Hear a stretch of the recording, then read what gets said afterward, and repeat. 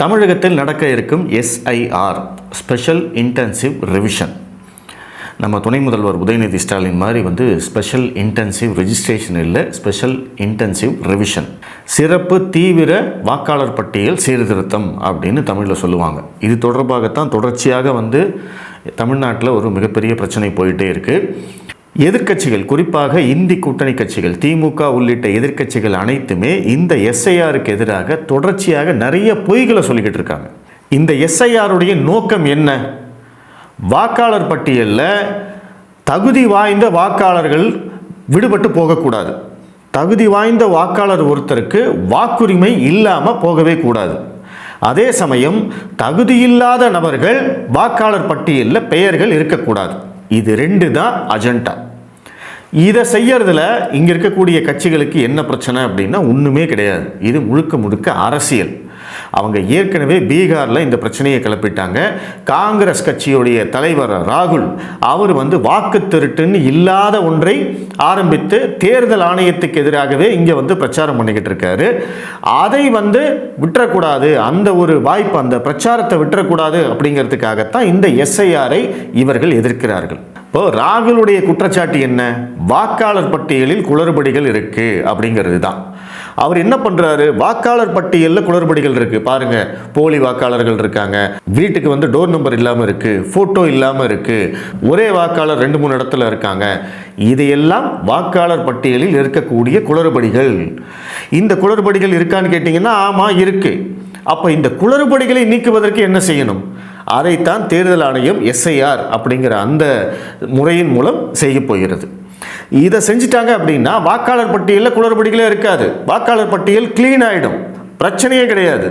அப்படி கிளீன் ஆயிடுச்சு அப்படின்னா ராகுலால் இந்த வாக்கு திருட்டு அரசியலை செய்ய முடியுமா? செய்ய முடியாது. ஸோ அதற்காகத்தான் இந்த எஸ்ஐஆர் எதிர்க்கப்படுகிறது.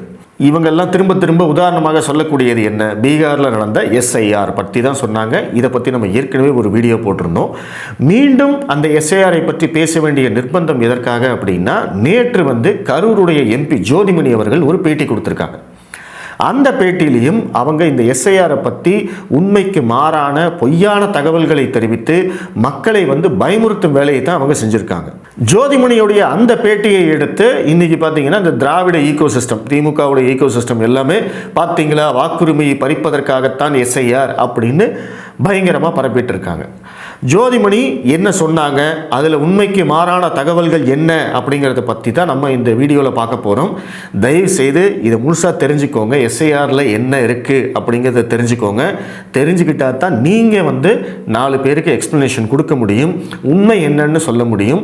அப்படி இல்லைன்னா திமுக சொல்லக்கூடிய பொய்கள் தான் மக்களை போய் சேரும், மக்கள் அதை நம்பி விடுவார்கள். அதனால் உண்மையை தெரிந்து கொள்வதற்கு தயவு செய்து இந்த காணொலியை பாருங்கள், பார்த்து மற்றவங்களுக்கு ஷேர் பண்ணுங்கள். இந்த தகவல்களை மக்களிடம் கொண்டு சேருங்கள் அப்படிங்கிறது தான் என்னுடைய வேண்டுகோள். அதே சமயம் மறக்காமல் என்னுடைய சேனலை சப்ஸ்கிரைப் பண்ணி என்னுடைய வளர்ச்சிக்கு நீங்கள் உதவணும் அப்படிங்கிறதையும் நான் கேட்டுக்கிறேன். முதல்ல ஜோதிமணி அவர்கள் என்ன பேசினாங்க அப்படிங்கிறத நீங்கள் பார்க்கணும். நம்ம அதை பார்ப்போம். அந்த பயிற்சியில் இந்த ஃபார்மை கொடுத்துருக்காங்க. இப்போ இந்த ஃபார்ம் என்னன்னா, நம்மலாம் எஸ்ஐஆருங்கிறது என்ன புரிஞ்சிருக்கிறோம் அப்படின்னா, ஏற்கனவே ஒரு ஓட்டர் லிஸ்ட் இருக்குது. காலங்காலமா அந்த ஓட்டர் லிஸ்ட்டை நம்ம அப்டேட் பண்ணிக்கிட்டு இருக்காங்க. அதில் இறந்து போனவர்கள் பெயர் நீக்கப்படுகிறது, புலம்பெயர்ந்தவர்கள் பெயர் நீக்கப்படுது. இல்லை ஒருத்தரே ஒரு ஊரில் ஓட்டு வச்சுக்கிட்டு இன்னொரு ஊருக்கு போய் அங்கே ஓட்டு வச்சுக்கிட்டாங்கன்னா அவங்களே எழுதி கொடுக்குறாங்க, இல்லை சம்பந்தம் படாதவங்க கூட எழுதி கொடுக்குறாங்க. அப்போ ஓட்டு நீக்கப்படுது. அப்போ ஒரு ஏற்கனவே இருக்கிற ஓட்டர் லிஸ்ட் இப்போதான் 2024 தேர்தலுக்கு அப்டேட் ஆகிருக்குது. அதுக்கப்புறம் பஞ்சாயத்து தேர்தல் தமிழ்நாட்டில் நடத்தக்கூடிய ஒரு சூழல் இருந்ததுனால பஞ்சாயத்து தேர்தலுக்கு ஒரு 4-5 மாதத்துக்கு முன்னே இப்போ நமக்கு வேட்பாளர் பட்டியலை நம்ம புதுப்பிச்சு கொடுத்துருக்காங்க. இப்போ நம்மளுடைய புரிதல் எஸ்ஐஆர் பொறுத்த வரைக்கும் என்னவா இருக்குதுன்னா, இந்த வேட்பாளர் பட்டியலில் நம்மளுடைய பேர் ஆல்ரெடி இருக்குது அப்படின்னா நம்ம இதை பற்றி கவலைப்பட வேண்டியதில்லை. வரை வாக்காளர் பட்டியலில் ஒருவேளை நம்ம பேரை வேணும்னே எடுத்து விட்டாங்கன்னா அப்போ போய் நம்ம பார்க்கணும், நம்ம புரிஞ்சிருக்கோம். அதுவே அப்படி எடுத்து விடுறதுக்கான அதிகாரம் தேர்தல் கமிஷனுக்கு கிடையாது. ஆனால் பீகாரில் கிட்டத்தட்ட 65 லட்சம் ஓட்டை அவங்க எடுத்து விட்டு ஒரு பீகாரே ஒரு பெரிய பிரளயமாகி உச்சநீதிமன்றத்தில் அந்த வழக்கு இன்னும் நடக்குது. நம்மளுடைய பெயரை வாக்காளர் பட்டியலிருந்து வேணும்னே எடுத்து விட்டாங்கன்னா அப்படி எடுக்கக்கூடிய அதிகாரம் தேர்தல் ஆணையத்துக்கு கிடையாது. ஆனாலும் பீகாரில் 65 லட்சம் வாக்காளர்களுடைய பெயர்களை தேர்தல் ஆணையம் நீக்கிவிட்டது. எவ்வளவு உண்மைக்கு மாறான தகவல். வாக்காளர் பட்டியல் யாருடையது? தேர்தல் ஆணையத்துடையது. தேர்தல் ஆணையத்துக்கு தான் அங்கே எல்லா அதிகாரமும் இருக்குது. தேர்தல் ஆணையம் தனக்கு வேண்டியவங்க வேண்டாதவங்க, இவங்க பிஜேபிக்கு ஓட்டு போட மாட்டாங்க, இவங்க காங்கிரஸுக்கு ஓட்டு போடுவாங்க அப்படிங்கிறதுக்காகலாம் யார் பெயரையும் சேர்ப்பதும் இல்லை, யார் பெயரையும் நீக்குவதும் இல்லை. அதை எப்படி தேர்தல் ஆணையம் முதல்ல கண்டுபிடிக்கும்? இந்த அடிப்படை கேள்வி பதில் சொல்ல வேண்டாமா? கொஞ்சம் யோசிச்சு பாருங்க. ஒரு 100 பக்க வாக்காளர் பட்டியலை நம்ம எடுத்து பார்க்குறோம். அதில் யார் திமுகவுக்கு ஓட்டு போடுவாங்க, யார் அதிமுகவுக்கு ஓட்டு போடுவாங்க, யார் ஓட்டு போடவே மாட்டாங்க, யார் விஜய்க்கு ஓட்டு போடுவாங்க, யார் நாம் தமிழர் கட்சிக்கு ஓட்டு போடுவாங்க, இதையெல்லாம் எப்படி கண்டுபிடிப்பீங்க? முதல்ல கண்டுபிடிக்கிறதுக்கு வாய்ப்பே இல்லை. அப்படி கண்டுபிடிக்க முடிஞ்சது அப்படின்னா இங்கே இருக்கக்கூடிய அரசியல் கட்சிகள் எந்த மாதிரியான பிரச்சாரம் பண்ணுவாங்க? அப்படி கண்டுபிடிக்கவே முடியாது. அப்படிங்கிறது தான் நம்மளுடைய ஜனநாயகத்தினுடைய சிறப்பு. ஆனால் ஜோதிமணி எம்பியாக இருந்து கொண்டு பச்சையாக பொய் சொல்கிறாங்க. தேர்தல் ஆணையம் வேணும்னே நீக்கிட்டாங்க அப்படின்னு சொல்லிட்டு, வேணும்னே நீக்கிட்டாங்கன்னு உச்சநீதிமன்றம் சொல்லிச்சா? உச்சநீதிமன்றம் என்ன சொன்னாங்க? எஸ்ஐஆருக்கு தடை விதிச்சிட்டாங்களா? இல்லை எஸ்ஐஆருடைய அந்த இறுதி பட்டியலுக்கு தடை விதிச்சிட்டாங்களா? இல்லை இந்த எஸ்ஐஆர் பட்டியல் போலியானது அப்படிங்கிறதுக்காக பீகார் தேர்தலுக்கு தான் தடை விதிச்சிட்டாங்களா? ஒன்றுமே கிடையாது. பீகாரில் எஸ்ஐஆர் நடந்தது. அதற்கு பிறகு வரைவு வாக்காளர் பட்டியல் வெளியில் வந்தது. அந்த வரைவு வாக்காளர் பட்டியலில் தான் 65 லட்சம் போலி வாக்காளர்கள் நீக்கம் அப்படின்னு அந்த தகவலே அப்புறம் வெளியில் வருது. அந்த வரைவு வாக்காளர் பட்டியல் வெளியில் வந்ததுக்கு அப்புறமா தான், எஸ்ஐஆர் நடந்ததுக்கு அப்புறமா தான். அது கூட 21 லட்சம் புதிய வாக்காளர்கள் சேர்க்கப்பட்டிருக்கின்றனர் அப்படிங்கிறதும் சேர்த்து அந்த செய்தி வந்திருக்கு. அதை மட்டும் இந்த இந்தி கூட்டணி கட்சிகள் யாருமே சொல்ல மாட்டாங்க. 65 லட்சம் பேரை நீக்கிட்டாங்கன்னு சொல்லுவாங்களே தவிர 21 லட்சம் பேரை புதுசாக சேர்த்துருக்காங்கயா அப்படிங்கிறத சொல்லவே மாட்டாங்க. ஏன்னா அந்த நீக்கினது தான் மக்கள் மத்தியில் ஒரு பெரிய தாக்கத்தை ஏற்படுத்தும். 65 லட்சம் பேரை நீக்கிட்டாங்களா அப்படின்னு மக்கள் யோசிப்பாங்க. அதுவே நீங்கள் கூட 21 லட்சம் பேரை புதுசாக சேர்த்துருக்காங்கப்பா அப்படின்னு சொன்னீங்கன்னா, ஓ அப்படியா 21 லட்சம் பேர் புதுசாக சேர்த்துருக்காங்க, அப்போ 65 லட்சம் பேரில் ஏற்கனவே வெளியூர் போனவங்க இறந்து போனவங்க எல்லாம் இருப்பாங்க, 21 லட்சம் பேர் புதுசாக சேர்த்துருக்காங்க அப்படின்னு மக்கள் புரிஞ்சுக்குவாங்க. அப்போ அந்த மக்கள் புரிஞ்சுக்காமல் இருக்கணும் அப்படின்னா என்ன பண்ணணும்? உண்மையை மறைக்கணும். எந்த உண்மையை? 21 லட்சம் பேரை புதிதாக சேர்க்கப்பட்டிருக்கின்றனர் அப்படிங்கிற அந்த உண்மையை இவங்க மறைச்சிருவாங்க. அதற்கு அடுத்து இந்த வரைவு வாக்காளர் பட்டியல் வெளியிட்டு அதில் அப்பீலுக்கு போவாங்க. இந்த வரைவு வாக்காளர் பட்டியலை வெளியிட்டு 1 மாதம் தேர்தல் கமிஷன் டைம் கொடுக்கும். உங்களுடைய பெயர் அந்த வரைவு வாக்காளர் பட்டியலில் இருக்கா அப்படின்னு எல்லாரும் செக் பண்ணிக்கலாம். ப்ளஸ் அரசியல் கட்சிகளுடைய பூத் லெவல் ஏஜென்ட் இருக்காங்க இல்லையா, அவங்களும் அதை செக் பண்ணுவாங்க. நம்ம ஏரியாவில் நம்ம பூத்தில் எல்லாருடைய பெயர்களும் அதில் இருக்கா, ஏதாவது பெயர்கள் விடுபட்டு போயிருக்கா அப்படிங்கிறத பார்த்து, அப்படி விடுபட்டிருந்தால் அந்த குறிப்பிட்ட நபர்களை அழைத்து தேர்தல் ஆணையத்திற்கு அப்பீல் போகலாம். என்னுடைய பெயர் விடுபட்டு போச்சுங்க, என்னுடைய பெயர் தப்பாக இருக்குது, என்னுடைய டீட்டெயில்ஸில் மாறுதல் இருக்குது, இப்படின்னு எல்லா விஷயத்துக்கும் நீங்கள் தேர்தல் கமிஷனிடம் முறையிடலாம். அப்படி முறையிட்டு மறுபடியும் திருத்தங்கள் செய்ததுக்கு பிறகு 4வதாக இறுதி வாக்காளர் பட்டியல் வெளியிடப்படும். அந்த இறுதி வாக்காளர் பட்டியலும் பீகாரில் வெளியிடப்பட்டு இப்போ தேர்தல் நடந்துட்டு இருக்கு. 2 நாளில் தேர்தல். அங்கே இப்போ யாருமே எஸ்ஐஆர் பற்றி பேசுகிறதே இல்லை. அவங்க தேர்தலுக்கான வேலையை பார்த்துக்கிட்டு இருக்காங்க. ஆனால் அந்த எஸ்ஐஆர் நடந்த வரைவு வாக்காளர் பட்டியலை வச்சுக்கிட்டு இவங்க இங்கே எஸ்ஐஆருக்கு எதிராக உண்மைக்கு மாறான தகவல்களை வெளியிட்டு கொண்டிருக்கிறார்கள். இந்த காணொலியில் ஒரே ஒரு நிமிஷம் தான் ஜோதிமணி அக்கா பேசியிருக்காங்க. ஆனால் அதுலேயும் பொய்களை சொல்லியிருக்கிறார்கள். உச்சநீதிமன்றத்தில் வழக்கு இருக்குது. உச்சநீதிமன்றம் எந்த இடத்துலையும் எஸ்ஐஆருக்கு தடை விதிக்கவில்லை, பீகார் தேர்தலுக்கு தடை விதிக்கவில்லை அப்படிங்கிறது தான் உண்மை. உச்சநீதிமன்றம் அந்த ஆதாரம் மட்டும் சேர்த்துக்குங்க அப்படின்னு சொன்னாங்க. இப்போ சேர்த்துருக்காங்க, அவ்வளோதான். மற்றபடி தேர்தல் ஆணையத்தின் எந்த நடவடிக்கைக்கும் உச்சநீதிமன்றம் தடை விதிக்கவில்லை என்பதுதான் உண்மை. அப்போ இவங்களுடைய குற்றச்சாட்டு எல்லாமே பொய்யின் தானே அர்த்தம். உச்சநீதிமன்றம் இவர்களுடைய குற்றச்சாட்டை ஏற்கவில்லை அப்படிங்கிறது தானே அர்த்தம். அதுதான் அந்த உண்மையை ஏன் இவங்க சொல்ல மறுக்கிறாங்க? ஏன்னா மக்களை ஏமாத்துறோம். அடுத்து பாருங்க. இந்த மாதிரி ஒரு ஃபார்மை தேர்தல் கமிஷன் கொடுக்க போறாங்க. யாரு கொடுக்க போறாங்கன்னா, தமிழ்நாட்டில் 6,36,00,000 ஓட்டர்ஸ் இருக்காங்க. இந்த 6,36,00,000 ஓட்டர்ஸுக்கும் இந்த மாதிரி ஒரு ஃபார்ம் கைக்கு கிடைக்கும். இந்த ஃபார்ம்ல என்ன இருக்குதுன்னு பாத்தீங்கன்னா, இதுல வாக்காளருடைய பெயர், வாக்காளரின் புகைப்பட அடையாள அட்டை, முகவரி, வரிசை எண், பாகம் எண் மற்றும் பெயர், சட்டமன்ற நாடாளுமன்ற தொகுதியின் பெயர், மாநிலம், தற்போதைய புகைப்படம், ஒரு பார்கோட் இருக்கு. அதுக்கப்புறம் இந்த டேட்டாவை நம்ம ஃபில்அப் பண்ணும். பிறந்த தேதி, ஆதார் எண் நமக்கு விருப்பம் இருந்தால் ஃபில்அப் பண்ணலாம், கைபேசி எண், தந்தையின் பாதுகாவலரின் பெயர், தந்தையின் பாதுகாவலரின் வாக்காளர் புகைப்பட அடையாள அட்டை எண், தாயாரின் பெயர், தாயாளர் வாக்காளர் புகைப்படம் அடையாள அட்டை எண் இருந்தால் ஃபில்அப் பண்ணலாம். துணைவரின் பெயர் இருப்பின் துணைவரின் வாக்காளர் புகைப்பட அடையாள அட்டை எண் இருந்தா, உங்களுக்கு ஹஸ்பண்டோ இல்லை ஒய்ஃபோ இருந்தா. ஸோ இதுதான் டேட்டா. ஸோ இந்த டேட்டாவை நீங்கள் ஃபில்அப் பண்ணால் ஒரு வாக்காளர் அடையாள அட்டைக்கான ஒரு வாய்ப்பு இதில் இருக்குது. இப்போ இவங்க சொன்ன அந்த படிவம் உங்களுக்கு புரிஞ்சிருக்கும்னு நினைக்கிறேன். நம்மளுடைய தனிப்பட்ட விவரங்கள் அனைத்தையும் அந்த நம்ம வீடு தேடி வரக்கூடிய பூத் லெவல் ஆஃபீஸர்கிட்ட நம்ம கொடுக்கணும். நம்மளுடைய பெயர், பிறந்த தேதி, நம்மளுடைய ஆதார் அட்டை எண், வாக்காளர் அட்டை எண், நம்மளுடைய அப்பா பேர், அம்மா பேர், அவங்களுடைய வாக்காளர் அடையாள அட்டை எண், நம்மளுடைய மனைவி அல்லது கணவருடைய பெயர்கள், அவங்களுடைய வாக்காளர் அடையாள அட்டை எண், இது எல்லாத்தையுமே அந்த பூத் லெவல் ஆஃபீஸர்கிட்ட கொடுக்கணும். மாநில அரசு அதிகாரியாக அவங்க தான் நம்மளை வந்து பார்க்க போறாங்க. அவங்க கிட்ட நம்ம இதை கொடுக்கணும். இதுதான் வந்து எஸ்ஐஆர் அந்த படிவத்துடைய முதல் பார்ட்.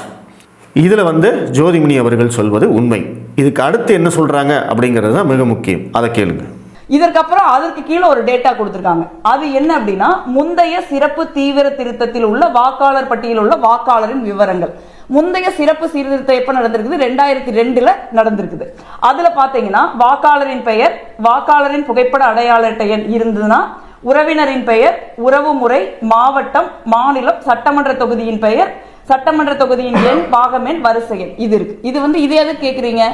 இப்ப வந்து நீங்க ஒருத்தர் ஓட்டரா இருந்தார் அப்படின்னா, முதல்ல நான் படிச்ச ஒரு காலம் இருக்குது, அந்த காலத்தில் இருக்கிற டீடைல் அவங்க ஃபில்அப் பண்ணி கொடுத்தாங்க அப்படின்னா, நீங்க வந்து உங்களுடைய பிஎல்ஓஸ், அவங்களுடைய பூத் லெவல் ஆபீசர்ஸ் இருக்காங்க, வாக்குச்சாவடி அலுவலர்கள் இருக்காங்க, அவங்க கிட்ட தான் இந்த ஃபார்ம் போகும். அவங்க வீடு வீடா போய் வெரிஃபை பண்ணிட்டு, இந்த ஆமா இவங்க வந்து இந்த வீட்டில் தான் இருக்காங்க அப்படின்னு உறுதிப்படுத்திக்கிட்டு அவங்களுடைய ஏற்கனவே ஓட்டர் லிஸ்ட்ல இருக்கிறத அவங்க கன்ஃபார்ம் பண்ணிக்கலாம். ஆனா அதுக்கு போதுமான டீட்டெயில நீங்க வாங்கிடுறீங்க. எதுக்கு 2002 ஓட்டு போட்ட ஒருத்தருடைய டீட்டெயில், அவங்களுடைய உறவு முறையெல்லாம் நீங்க கேட்குறீங்க? 2002 ஓட்டு போட்டவங்களுடைய பெயர்களை எதற்காக கேட்கிறீர்கள்? இந்த விவரங்கள் எதற்காக? நீங்க ஏற்கனவே என்னுடைய விவரங்களை வாங்கிட்டீங்களே, வாக்காளர் பட்டியலில் என்னுடைய பெயரை சேர்ப்பதற்கு அந்த விவரங்களே போதுமே, எதற்கு இந்த விவரங்களை கேட்கிறீர்கள் அப்படிங்கிறது தான் கரூர் எம்பி ஜோதிமணி அக்காவுடைய கேள்வி. ஒரு எம்பியா இருந்துக்கிட்டு இந்த கேள்விக்கு உங்களுக்கு பதில் தெரியல அப்படின்னா, நீங்க எம்பியா இருக்கிறதுக்கே தகுதி இல்லாத நபர் அப்படின்னு அர்த்தம். இந்த சிறப்பு தீவிர சீர்திருத்தத்துடைய நோக்கமே என்ன அப்படின்னா, ஒவ்வொரு 10 ஆண்டுகளுக்கும் செய்யணும். ஆனால் நம்ம செய்யலை. 2002 தான் கடைசியாக செஞ்சுருக்கோம். இப்போ இந்த எஸ்ஐஆரில் என்ன கண்டிஷன் போட்டிருக்காங்க அப்படின்னா, 2002ஆம் ஆண்டு நடந்த அந்த ஸ்பெஷல் இன்டென்சிவ் ரிவிஷன் எஸ்ஐஆர் பட்டியலில் நம்மளுடைய பெயர் இருந்தது அப்படின்னா, இந்த காணொலியை பார்க்குறவங்க யாராக இருந்தாலும் சரி, நீங்கள் எத்தனை தடவை ஓட்டு போட்டிருந்தீங்கனாலும் சரி, அந்த எஸ்ஐஆர் பட்டியலில் 2002 அந்த பட்டியலில் உங்களுடைய பெயர் இருந்தது என்றால் நீங்கள் எந்த விதமான டாக்குமெண்ட்டும் கொடுக்க வேண்டிய அவசியம் இல்லை. எந்த விதமான ஆவணமும் அந்த பூத் லெவல் ஆஃபீஸர் உங்கள் வீடு தேடி வருவார் இல்லையா, அவர்கிட்ட சமர்ப்பிப்பதற்கு தேவையில்லை. அப்படிங்கிறது தான் இந்த எஸ்ஐஆருடைய அடிப்படை. அந்த 2002 எஸ்ஐஆர் பட்டியலில் உங்களுடைய பெயர் இருக்கா இல்லையாங்கிறத எப்படி கண்டுபிடிக்கணும்? அதுதானே கரெக்டான கேள்வி. நான் எப்படிங்க கண்டுபிடிக்கிறது அப்படின்னு எல்லாருமே கேட்பாங்க. அந்த வேலை உங்களுடையது அல்ல, அந்த பூத் லெவல் ஆஃபீஸருடையது. அவர் அதை எப்படி கண்டுபிடிப்பார்?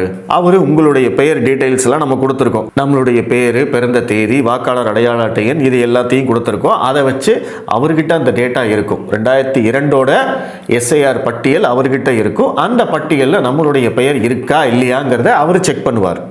இதற்காகத்தான் அந்த டீட்டெயில்ஸ் கேட்கப்படுது. இதற்கு அடுத்து தான் ஜோதிமணி அவர்கள் உண்மைக்கு மாறான ஒரு தகவலை தெரிவித்து பொய்யான ஒரு குற்றச்சாட்டை வைக்கிறாங்க. அது என்னங்கிறத நீங்க பார்த்துருங்க. அதற்கு நான் கரெக்டான விளக்கம் கொடுக்குறேன். அதோட நிக்கல. இப்ப 2002 நீங்க வந்து உறவினரின் பெயர்னு ஒருத்தர் கொடுக்குறீங்கன்னு வச்சுங்க. அவங்களுக்கு முந்தைய சிறப்பு தீவிர திருத்தத்தில் வாக்காளர் பட்டியலில் உள்ள வாக்காளரின் உறவினரின் பெயர், இங்க வந்து உறவினர் உங்களுக்கு அம்மாவோ, இப்ப எங்க அம்மா பேர் முத்துலட்சுமி, அவங்க வந்து 2002 உயிரோடு இருந்தாங்க. இப்ப நாங்க அவங்க பேரை கொடுத்துருக்கேன்னு வச்சுங்க. இங்க எங்க அம்மாவோட டீட்டெயில ஃபுல்லா கொடுக்கணும். பெயர், வாக்காளர் புகைப்பட அடையாள அட்டை எண், உறவினரின் பெயர், உறவு முறை, மாவட்டம், மாநிலம், சட்டமன்ற தொகுதியின் பெயர், சட்டமன்ற தொகுதியின் எண், பாகம் எண், வரிசை எண். இப்ப 2002 நான் ஓட்டு போடுறப்ப எங்க அம்மா உயிரோடு இருந்தாங்க. நான் அதை தான் குறிப்பிடணும். இப்போ நான் 2026 நான் ஓட்டு போடுறப்ப எங்கள் அம்மா இறந்துட்டாங்க. இப்போ நான் என்ன பண்ணணும்னா எங்கள் அம்மாவுடைய இறப்பு சான்றிதழை நான் ப்ரொடியூஸ் பண்ணணும். எதுக்கு இந்த வேலை? அதாவது ஒரு ஓட்டு சேர்க்கிற நம்ம ஓட்டு சேர்க்கறதுக்கு அடிப்படை என்ன? ஒருத்தர் அந்த ஊர்ல அந்த பூத்துல இருக்காங்களா, அவங்க அந்த ஊர்ல தான் அந்த பூத்துல தான் குடியிருக்காங்களா, அவங்க லெஜிட்டிமேட் ஓட்டரா, இதை தானே நீங்க பார்க்கணும். இதுக்கு எதுக்கு இத்தனை டேட்டா கொடுக்குறீங்க? அதுல பாத்தீங்கன்னா 2002க்கும் 2025க்கும் இடையில 23 வருஷம் கேப் இருக்கு. இப்ப 2002ல ஒருத்தர் ஓட்டு போட்டிருந்தாருன்னா அவர் 2024 இப்ப பாராளுமன்ற தேர்தலையும் அவங்க ஓட்டு போட்டிருப்பாங்க. ஸோ அவங்களுக்கு வெறும் ஒரு அப்டேட்டட் புகைப்படம் மட்டும் கொடுத்தா போதும் சொல்றாங்க.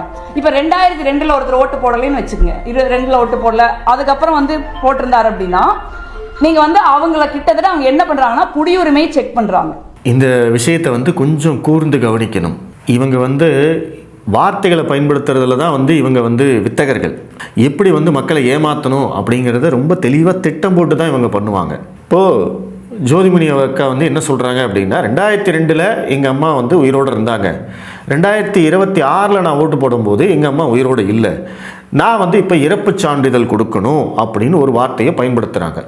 இறப்பு சான்றிதழ் கொடுக்கணும்னு எங்கே போட்டிருக்கு? முதல்ல யார் உங்ககிட்ட டெத் சர்டிஃபிகேட் கேட்டா? டெத் சர்டிஃபிகேட் வேணும்னு அந்த படிவத்தில் இருக்கா? கிடையாது. இது அப்பட்டமான பொய். சரி, எதற்காக ஜோதிமணி அக்காவுடைய அம்மாவோட டீட்டெயில்ஸ்லாம் கேட்குறீங்க, அவங்க அப்பா அம்மாவோட டீட்டெயில்ஸ்லாம் எதுக்காக கேட்குறீங்க அப்படிங்கிற கேள்வி நியாயமானது. அந்த கேள்விக்கும் ஒரு எம்பியாக இருக்கக்கூடிய ஜோதிமணி அவர்களுக்கு விளக்கம் தெரியும். தெரிஞ்சிருந்தும் உண்மையை மறைச்சு பொய் பேசுகிறாங்க.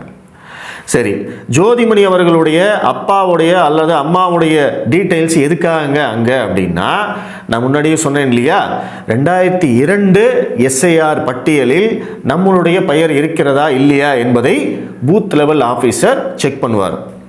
அப்போ வெறும் நம்மளோட பேர், நம்மளுடைய வாக்காளர் அடையாள அட்டை எண் மட்டும் கொடுத்தா அவர் செக் பண்ணுறதுக்கு கொஞ்சம் கஷ்டமாக இருக்கும்.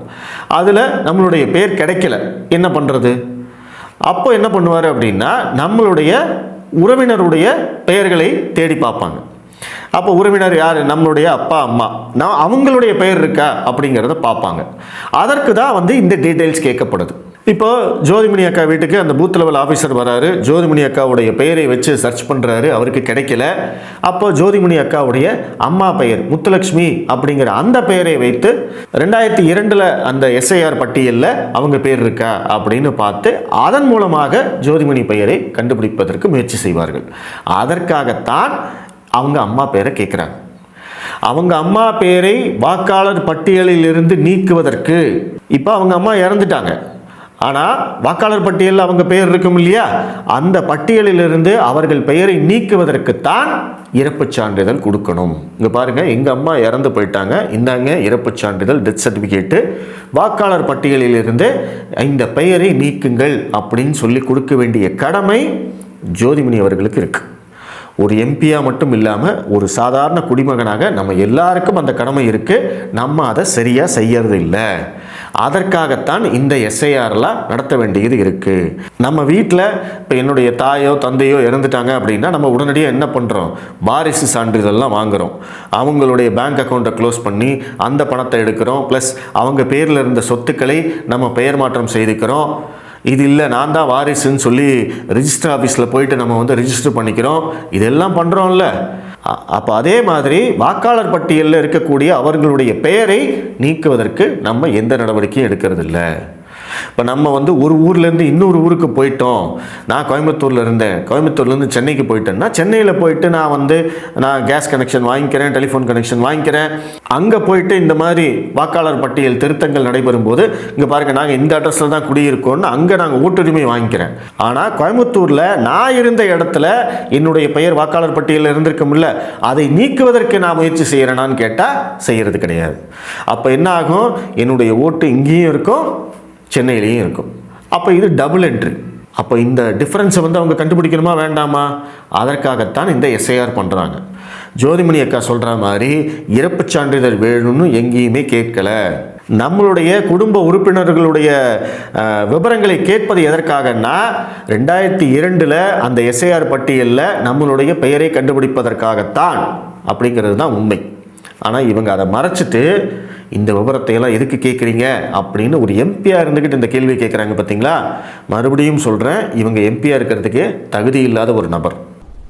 அதற்கான சான்றிதழ், அதற்கான வாய்ப்பு தான் இது.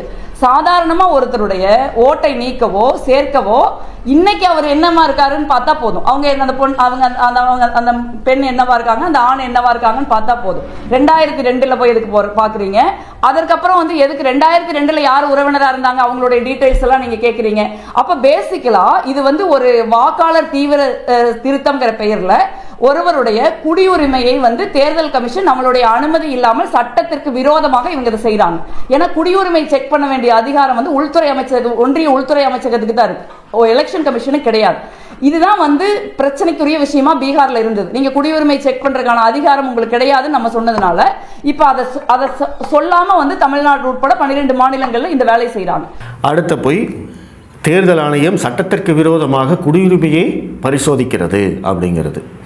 இதில் எங்கிருந்து குடியுரிமை வந்தது? முதல்ல நான் இப்போ இத்தனை நேரம் வந்து விளக்கம் சொல்லிட்டேன். ஜோதிமணி அக்கா பேசினதுலேயும் பார்த்தீங்க அப்படின்னா எங்கேயுமே வந்து குடியுரிமை சம்மந்தப்பட்டது எதுவுமே வரல. ஆனால் திடீர்னு வந்து குடியுரிமை அப்படிங்கிற வார்த்தையவே நுழைக்கிறது யார் அப்படின்னா ஜோதிமணி அக்கா தான். எதற்காக இந்த வேலையை செய்கிறீங்க நீங்கள்? எங்கே இருக்குது அது? முதல்ல இந்த எஸ்ஐஆரை பொறுத்த வரைக்கும் 2 கண்டிஷன்ஸ் தான். ஒன்று, 2002 நடந்த எஸ்ஐஆரில் உங்கள் பெயர் இருந்தால் நீங்கள் எந்த விதமான ஆவணமும் கொடுக்க வேண்டிய அவசியம் இல்லை. அப்படியே டிக் அடிச்சுட்டு பூத் லெவல் ஆஃபீஸர் போயிட்டே இருப்பார். அந்த பட்டியலில் உங்களுடைய பெயர் இல்லை என்றால் அரசு கொடுத்திருக்கும் 11 ஆவணங்களில், தேர்தல் ஆணையம் கொடுத்திருக்கும் அந்த 11-12 ஆவணங்களில் ஏதேனும் ஒன்றை நீங்கள் கொடுத்து உங்களுடைய பெயரை வாக்காளர் பட்டியலில் சேர்த்துக்கொள்ள வேண்டும். அவ்வளவுதான். இந்த 2 கண்டிஷனை தவிர வேறு எதுவுமே கிடையாது. இதில் எங்கிருந்து குடியுரிமை வந்தது? உங்ககிட்ட அந்த 11 டாக்குமெண்ட்டில் ஒன்று கூட இல்லை அப்படின்னா அது உங்கள் பிரச்சனை. எதுவுமே இல்லாமல் தான் நம்ம இருக்கோமா? அப்போ அது வந்து தமிழக அரசாங்கத்துடைய பிரச்சனை. அப்போ நீங்கள் வந்து உங்களுடன் ஸ்டாலின், மக்களுடன் முதல்வர், உங்கள் தொகுதியின் முதல்வர் அப்படின்னு எத்தனையோ நிகழ்ச்சிகள் நடத்துறீங்களே. இன்னைக்கு மகளிர் உரிமை தொகை இத்தனை கோடி பேருக்கு நாங்கள் கொடுக்க போகிறோம்னு சொல்கிறீங்களே, அவங்களுக்கு பட்டா கொடுக்குறோம், சிட்டா கொடுக்குறோம், அதை பண்ணுறோம், இதை பண்ணுறோன்னு சொல்கிறீங்களே. எந்த டாக்குமெண்ட்டுமே இல்லாமையே அவங்களுக்கு அதெல்லாம் பண்ணுறீங்க. அப்போ அவங்ககிட்ட ஏதோ ஒன்று இருக்கு இல்லையா? அவங்க அதுக்காகத்தானே அந்த உங்களோட ஸ்டாலின் திட்ட அந்த முகாமுக்கே வராங்க. ஆதார் கார்டில் பேரை மாற்றி கொடுங்க, இல்லை வந்து எங்களுக்கு பட்டா கொடுங்க, பட்டாவில் பெயர் மாறுதல் கொடுங்க, இப்படி எதற்காகவோ வராங்க இல்லையா? ஏதோ ஒன்று அவங்ககிட்ட இருக்குது தானே. அதில் அந்த 11 டாக்குமெண்ட்டில் ஏதோ ஒன்று கொடுத்தா பூத் லெவல் ஆஃபீஸர் நம்ம பேரை சேர்த்துட்டு டிக் அடிச்சுட்டு போயிட்டே இருக்க போகிறாரு. இதில் எங்கேருந்து குடியுரிமை வந்தது? அப்போ இதில் பொய் சொல்கிறது யார்? ஏன் வந்து மக்களை பயமுறுத்துறீங்க? ஏன் மக்களை ஏமாத்துறீங்க? இந்தியாவுடைய அரசியலமைப்பு சட்டத்தின்படி நீங்கள் வந்து ஒரு எம்பியாக இருக்கிற போது எதற்காக வந்து தேர்தல் ஆணையத்துக்கு எதிராக ஒரு பொய்யை சொல்கிறீங்க?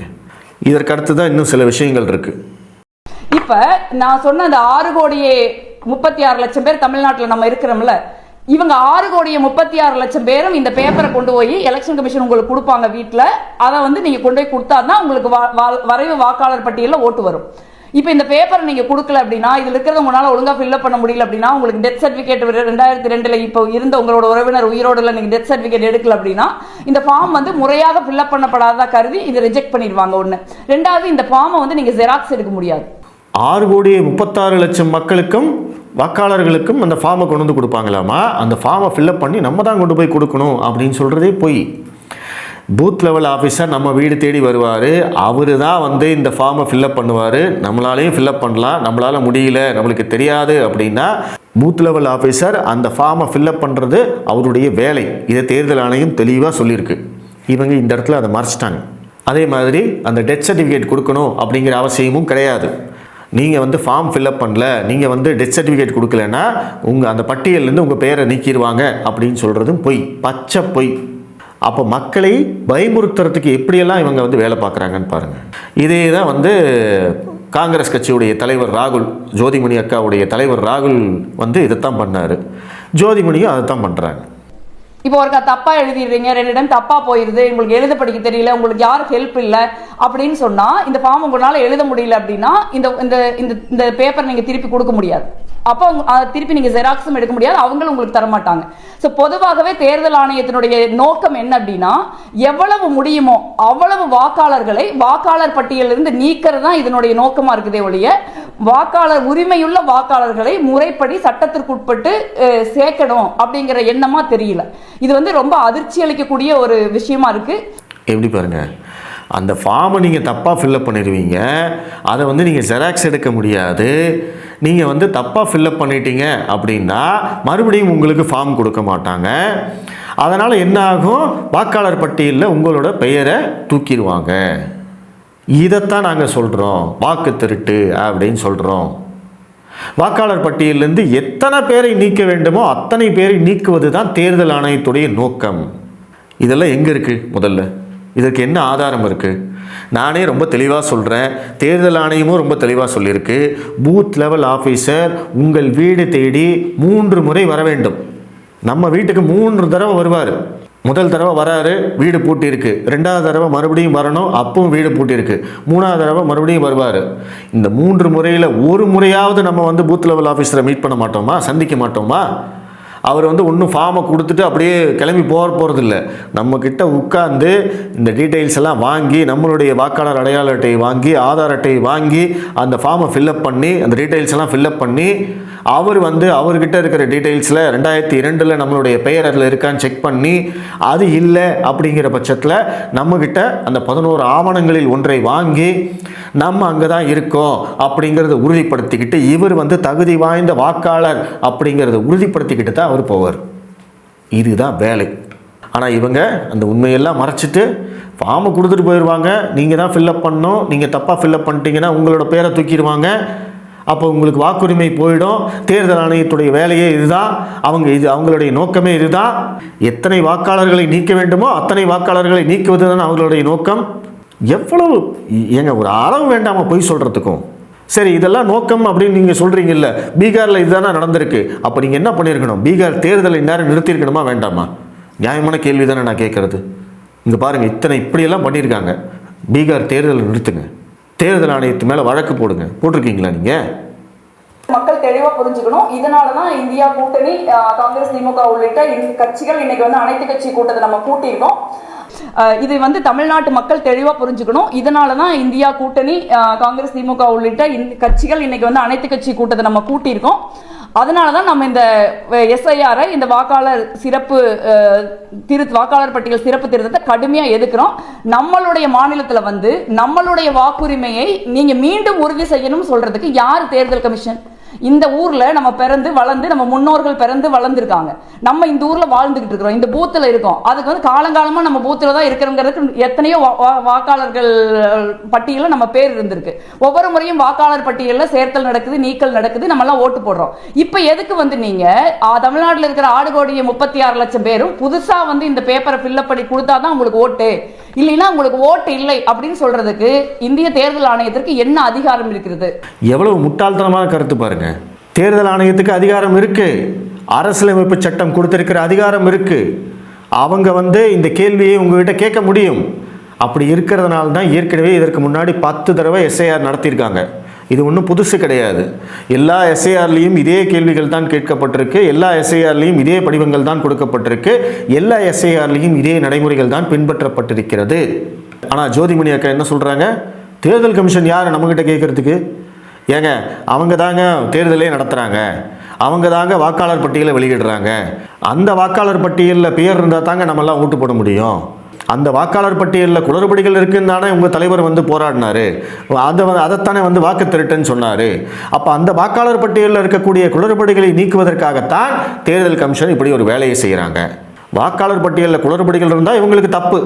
அந்த குளறுபடிகளை சரி செய்யணும் அப்படின்னு தேர்தல் ஆணையம் நினச்சா அதை எப்படி நீ செய்யலாம்? யார் நீ முதல்ல அப்படின்னு கேள்வி கேட்குறாங்க. இவங்கெல்லாம் ஒரு MP. இவங்களுக்கெல்லாம் ஓட்டு போட்டதுக்கு கரூர் மக்கள் தான் வந்து தங்களை தாங்களே எடுத்து அடிச்சுக்க வேண்டியதுதான். இந்திய தேர்தல் ஆணையம் பாஜகவினுடைய கைப்பாவையாக மாறி இந்த மாதிரி ஒரு நியாயமான வெளிப்படையான ஒரு தேர்தல் நடத்துறதை வந்து சிதைச்சிக்கிட்டு இருக்காங்க.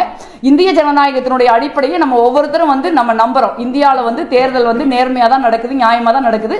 நம்ம ஓட்டு போட்டு தான் ஒரு அரசாங்கம் ஜெயிக்கவோ இல்லை ஒரு கட்சி தோக்கவோ வந்து செய்கிறாங்க அப்படிங்கிற நம்மளுடைய முழுமையான ஒரு நம்பிக்கையை சிதைப்பதற்குரிய வேலையை இந்த எலெக்ஷன் கமிஷன் செய்யுது. எவ்வளவோ பேர் வந்து படிக்காத, எழுத படிக்க தெரியாத மக்கள் இருக்காங்க. எவ்வளவோ மக்கள் வந்து அன்னைக்கு காலையில வேலைக்கு போனாதான் அன்னைக்கு சாப்பாடு, ஞாயிற்றுக்கிழமை கூட நிக்காம வேலைக்கு போற எத்தனையோ குடும்பங்கள் நமக்கு அரூர்லயே இருக்காங்க. ஸோ இவங்க எல்லாரும் வந்து எப்படி திருப்பி கொடுப்பாங்க, இவங்க எல்லாருக்கும் எப்படி இது எழுத தெரியும்? எல்லாரும் வந்து 2002க்கும் இப்ப இருக்கிற தேர்தலுக்கு இடையில டெத் சர்டிபிகேட் கொடுக்க வேண்டிய தேவை ஏற்பட்ட எங்க டெத் சர்டிபிகேட் போவாங்க? இப்ப வந்து ஒருத்தருக்கு சொத்து இருக்கு, அம்மா பேர்லயோ அப்பா பேர்லயோ, அந்த சொத்தை இவங்க இன்னொருத்தரோட பேருக்கு மாத்துறதுக்காக மகனோ மகளோ அந்த டெத் சர்டிபிகேட்டை வாங்கியிருப்பாங்க. சொத்தே இல்லாத ஒருத்தர் எதுக்கு போய் டெத் சர்டிபிகேட் வாங்க போறாங்க? அவங்க வாங்காம தான் விட்டுருப்பாங்க. இப்ப 20 வருஷத்துக்கு முன்ன ஒருத்தர் வந்து இறந்து போயிருந்தாங்க அப்படின்னா அவங்களுக்கு டெத் சர்டிபிகேட் வாங்கல அப்படின்னா இப்ப போய் டெத் சர்டிபிகேட் வாங்கணும். ஸோ இது வந்து ஒரு தேர்தலை முறையாக நேர்மையாக வெளிப்படையாக நடத்துறதுக்கு வாக்காளர் பட்டியலை ஒரு புதுப்பிக்கிற ஒரு நிகழ்வு அல்ல. இது வந்து தமிழ்நாட்டு மக்களை, மிச்சம் இருக்கிற 12 மாநில யூனியன் பிரதேச மக்களை வந்து வாக்காளர் பட்டியலில் இருந்து நீக்கிறதுக்கான ஒரு முயற்சி இந்திய தேர்தல் ஆணையம் செய்யுது. இதை வந்து நம்ம கடுமையா எதிர்க்கணும். அதற்கான ஆதாரத்தை தான் இப்ப நான் மக்கள் முன்னாடி வெளிப்படுத்திட்டு இருக்கேன். ஆதாரத்தை வெளிப்படுத்துறாங்களாமா? கேவலமா இல்லையா? இல்லை, என்ன ஆதாரத்தை சொல்லியிருக்கீங்க? நீங்கள் சொன்னதெல்லாம் பச்சை பொய், அடிப்படை ஆதாரமற்ற குற்றச்சாட்டுகள். இதே அடிப்படை ஆதாரமற்ற குற்றச்சாட்டுகளை தான் ராகுல் சொன்னார். அதே மாதிரி தான் நீங்கள் வந்து வேறு விதமாக மக்களை ஏமாற்றிக்கிட்டு இருக்கீங்க. இதில் வந்து இவங்க சொல்கிறாங்க பார்த்தீங்களா, ஏழை எளிய மக்கள், படிக்காத பாமர மக்கள், அவங்க எப்படி இந்த ஃபார்மை ஃபில்லப் பண்ணுவாங்க? ஏங்க, அதற்கு தாங்க வந்து பூத் லெவல் ஆஃபீஸரை வீடு தேடி அனுப்புகிறாங்க. அது மட்டும் இல்லாமல் இங்கே இருக்கக்கூடிய எல்லா கட்சிகளுக்கும் பூத் லெவல் ஏஜென்ட் இருக்காங்க. அப்போ அவங்கெல்லாம் என்ன பண்ணுறாங்க? அவங்களுடைய வேலை என்ன? அவங்களுடைய வேலையே ஒவ்வொரு பூத்திலும் தகுதி வாய்ந்த வாக்காளர்கள் அந்த பட்டியலில் சேர்ந்திருக்காங்களான்னு உறுதிப்படுத்துறது தான். அதற்கு தான் பூத் லெவல் ஏஜென்ட்டு. இன்றைக்கி திமுகவுக்கும் அதிமுகவுக்கும் எல்லா பூத்துலேயும் குறைந்தபட்சம் 3 ஏஜென்ட்டுகள் இருக்காங்க. அவங்க தான் போய் வாக்குச்சாவடியில் உட்காருவாங்க. வாக்குச்சாவடியில் நம்ம போய் ஓட்டு போட போன உடனே நம்மளுடைய இடது பக்கமோ இல்லை வலது பக்கமோ பார்த்தீங்கன்னா வரிசையாக பெஞ்சு போட்டு ஒரு 6-7 பேர் 10 பேர் உட்கார்ந்துட்டு இருப்பாங்க. அவங்கெல்லாம் யார்? இங்கே இருக்கக்கூடிய கட்சியினுடைய பிரதிநிதிகள். அவங்க எதுக்காக வந்து வாக்குச்சாவடியில் வந்து உட்காரணும்? ஏன்னா அதுதான் ஜனநாயகம். நான் ஓட்டு போட போகிறேன், என்னுடைய பெயர் வாக்காளர் பட்டியலில் இருக்கா இல்லையா அப்படிங்கிறத தேர்தல் ஆணைய அலுவலர்கள், வாக்குச்சாவடி அலுவலர்கள் வந்து செக் பண்ணுவாங்க. அதே சமயம் இந்த பூத் ஏஜென்ட், கட்சியினுடைய ஏஜென்ட்டுகள், அவங்களும் செக் பண்ணிப்பாங்க. அவங்க செக் பண்ணி பாருங்கள், இந்த பாகத்தில் இந்த நம்பரில் இவர் இருக்காரு அப்படிங்கிறத டிக் பண்ணிப்பாங்க. அதே சமயம் நான் தான் வந்திருக்கேனா அப்படிங்கிறதையும் அவங்க செக் பண்ணிப்பாங்க. ஏன்னா அந்த இதில் வந்து ஃபோட்டோ இருக்கும், இந்த நபர் தான் வந்திருக்காரா அப்படிங்கிறதையும் செக் பண்ணிப்பாங்க. வாக்குச்சாவடி அலுவலர், தேர்தல் அலுவலர், அவரும் செக் பண்ணிப்பார். அதற்கு பிறகு தான் நான் ஓட்டே போட முடியும். இதை விட ஜனநாயகம் எங்கேங்க இருக்குது? எந்த ஊர்லேங்க இருக்குது? அப்போ அந்த ஏஜென்ட் என்ன வேலை செய்கிறாங்க? பூத் லெவல் ஆஃபீஸர் வந்து நம்ம வீட்டுக்கு வராரு, அவரே ஃபார்ம் ஃபில்அப் பண்ணிக்கிறாரு, அவரே வந்து நம்ம 2002 எஸ்ஐஆர் பட்டியலில் நம்ம இருக்கோமான்னு செக் பண்ணிக்கிறாரு. இல்லைன்னா ஏதோ ஒரு டாக்குமெண்ட் கேட்குறாரு, அந்த டாக்குமெண்ட்டை நம்ம கொடுத்தோன்னா நம்மளுடைய பெயரை வாக்காளர் பட்டியலில் சேர்த்துறாரு. இதை விட ஜனநாயகமாக என்ன நடக்க முடியும்? எங்கே நடக்க முடியும்? ஆனால் இந்த தகவல்களை எல்லாம் மறைத்து உண்மைக்கு மாறான தகவல்களை சொல்லி, பொய்யை சொல்லி, மக்களை வந்து பயமுறுத்தி, மக்களை ஏமாற்றி தேர்தல் ஆணையத்தின் மீதே நம்பிக்கை இழந்து போகும் செயலை செய்வது யாரு அப்படின்னா காங்கிரஸும் இந்த மாதிரி இந்த எம்பி ஜோதிமணி, திமுக, இந்த கட்சிகள் தான். ஏன்னா இவங்களால நேர்மையாக மக்களை சந்தித்து மக்களுடைய நம்பிக்கையை பெற்று என்றைக்குமே தேர்தலில் ஜெயிக்க முடியாது அப்படிங்கிறது காங்கிரஸ் கட்சிக்கு தெரிஞ்சு போச்சு. மோடி இருக்கிற வரைக்கும் மட்டும் இல்லை, பாஜக வந்து மக்களுக்கு தேவையான விஷயங்களை செய்கிறது, மக்களுடைய நம்பிக்கையை அவங்க வாங்கியிருக்காங்க. அப்படிங்கிறதுனால தான் அவங்க திரும்ப திரும்ப ஜெயிக்கிறாங்க. அப்போ என்ன பண்ணணும்? அவங்க ஜெயிக்கிறதையே கேள்விக்குறியாக்கணும். எப்பா அவங்க வந்து ஏமாற்றி ஜெயிக்கிறாங்கப்பா அப்படின்னு சொல்லணும். மக்கள் ஓட்டு போட்டு ஜெயிக்கலை அப்படின்னு பிரச்சாரம் பண்ணணும்.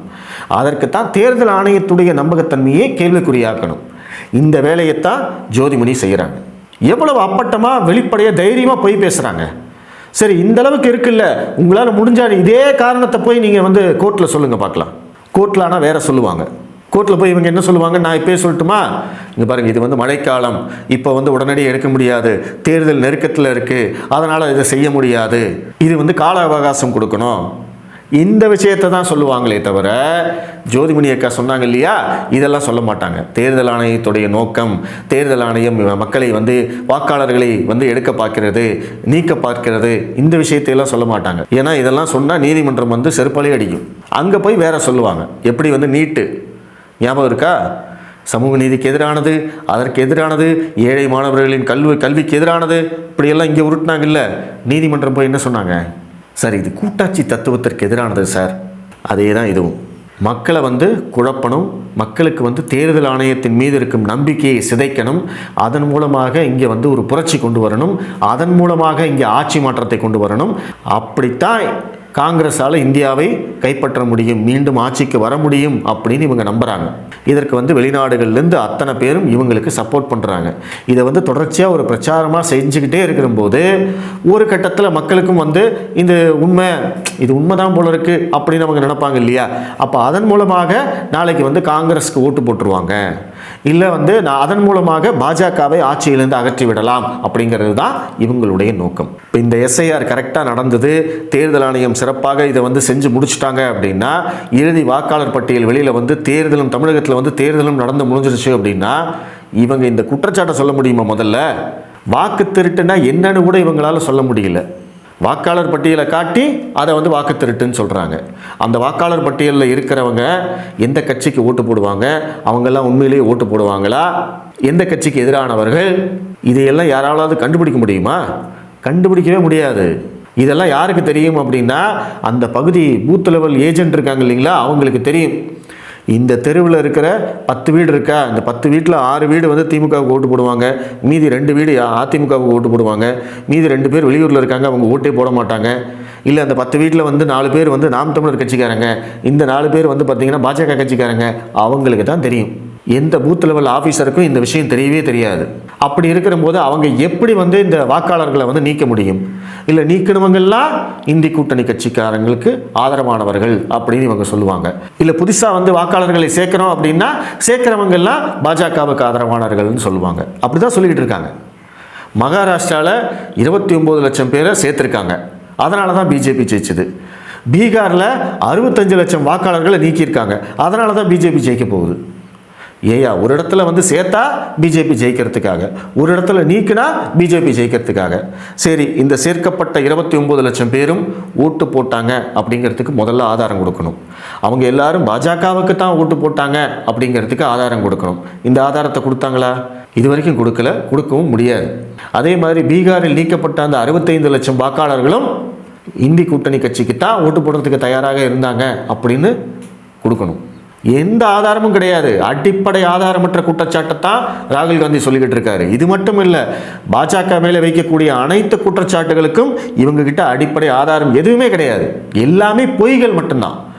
பாஜக வந்து அரசியலமைப்பு சட்டத்தையே மாற்றிடும், பாஜக வந்த கல்வியை பிடிக்கிடுவாங்க, பாஜக வந்தால் நம்மளை படிக்க விட மாட்டாங்க, பாஜக வந்த மாநில உரிமையை பறிச்சிருவாங்க, இப்படியே 10 வருஷமாக சொல்லிக்கிட்டே இருக்காங்க. ஏதாவது ஒன்று நடந்திருக்கான்னு கேட்டால் ஒன்றுமே நடந்தது கிடையாது. அவங்கள நிறுத்தி நிற்க வச்சு என்னையா நடக்குது, மாநில உரிமை என்ன பறிச்சிட்டாங்கன்னு கேட்டிங்கன்னா பதில் தெரியாது. கல்வியை எங்கேயா பறிச்சிட்டாங்கன்னு கேட்டால் அதுக்கும் பதில் தெரியாது. அதுக்கு கூட நான் ஒரு வீடியோ போட்டிருக்கேன், பாஜக ஆட்சியில் கல்வி எந்த அளவுக்கு வளர்ந்திருக்கிறது அப்படின்னு. எல்லாமே பொய்யான குற்றச்சாட்டுகள்.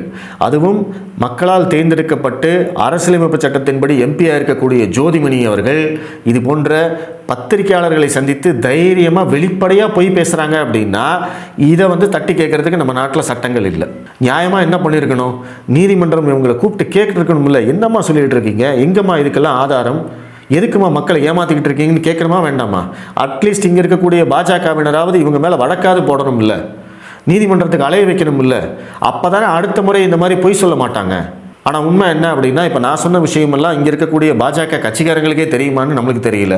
நம்ம தான் இங்கே உட்காந்து ஒவ்வொன்றா தேடி எடுத்து இது இப்படி இல்லையே, ஏன் இவங்க பொய் சொல்கிறாங்க, இதற்கு உண்மையான அர்த்தம் என்னன்னு கேட்டு நம்ம தான் இப்போ வந்து உட்காந்து கத்திக்கிட்டு இருக்கோம். அதிகபட்சம் போனால் என்னுடைய வீடியோவை ஒரு 2000 பேர் 3000 பேர் பார்ப்பாங்க, அவங்களுக்கு இந்த விஷயம் போய் சேரும். மற்றபடி யாருக்குமே தெரியாது. ஆனால் திமுகவினர் சொல்லக்கூடிய பொய்கள், இந்த ஜோதிமணி அவர்கள் சொல்லக்கூடிய பொய்கள், திமுக ஐடிவிங் சொல்லக்கூடிய பொய்கள் அத்தனை பேரையும் போய் சேரும். ஏன்னா இங்கே இருக்கக்கூடிய ஊடகங்கள், சமூக வலைதளங்கள் அத்தனையும் அவங்க கட்டுப்பாட்டில் இருக்குது. அதனால் தயவுசெய்து இந்த உண்மையை மக்கள்கிட்ட கொண்டு போய் சேருங்க. யாராவது எஸ்ஐஆருக்கு எதிராக பேசினார்கள் என்றால் நான் சொன்ன விவரங்களை அவங்களுக்கு எடுத்து சொல்லுங்கள். மக்கள் வந்து விழிப்புணர்வுடன் தேர்தல் ஆணையத்தை நம்புவதற்கான அந்த சூழ்நிலையை நம்ம உருவாக்கணும். நன்றி.